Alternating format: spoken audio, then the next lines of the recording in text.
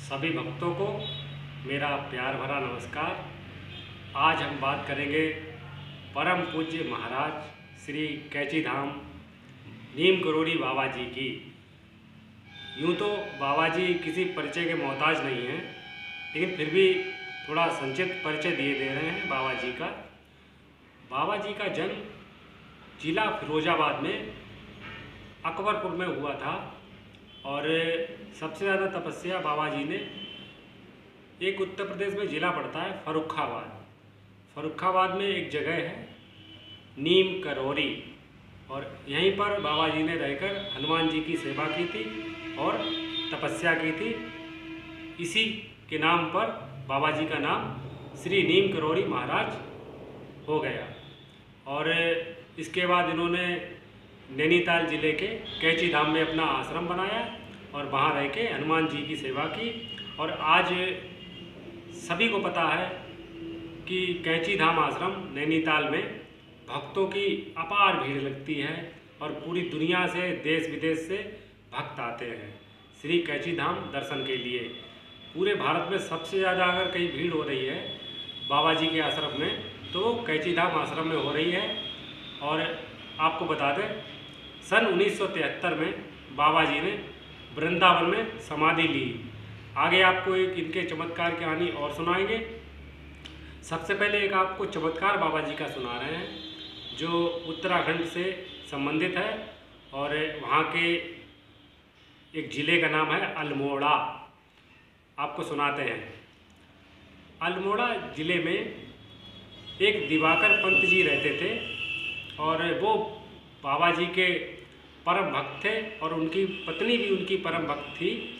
एक बार उनके तबीयत में अचानक फेरबदल हो गया और देखते ही देखते रात में अचानक दिवाकर पंत जी की तबीयत बहुत ही ख़राब हो गई और पत्नी उनकी बुरी तरह घबरा गई। और जैसे जैसे रात होती जा रही थी दिवाकर पंत जी की तबीयत बिगड़ती जा रही थी। आपको सबको पता है आज भी पहाड़ों पर चिकित्सा सेवा ना के बराबर है और रात में तो मिलना दूभर है। तो जैसे तैसे पत्नी घबरा रही थी और उसका दिल बैठा जा रहा था। वो देखती है अचानक कहीं से बाबा जी आते हैं और उसका हाथ पकड़ के कहते हैं कि ये बेटी ये दवा अपने पति को पिला दो। लेकिन उस असमंजस में ये नहीं समझ पाती है वो कि ये बाबा जी अचानक कहाँ से आ गए, लेकिन वो उस पर ध्यान नहीं देती है। वो दवा जो अलमारी में रखी हुई थी बाबा जी ने दी, उन्होंने अपने पति को पिला दी। अब उस दवा को पीने के बाद उनकी तबीयत और बिगड़ती गई। दिवाकर पंत जी की तबीयत बहुत ही ख़राब होने लगी। इस तरह आपको बताएं उनके घर में रोना पीटना मच गया और सारे घर वाले उनकी पत्नी को कोसने लगे। पत्नी बेचारी क्या करती, वो मन महसूस कर एक कोने में बैठ गई और रोने लगी।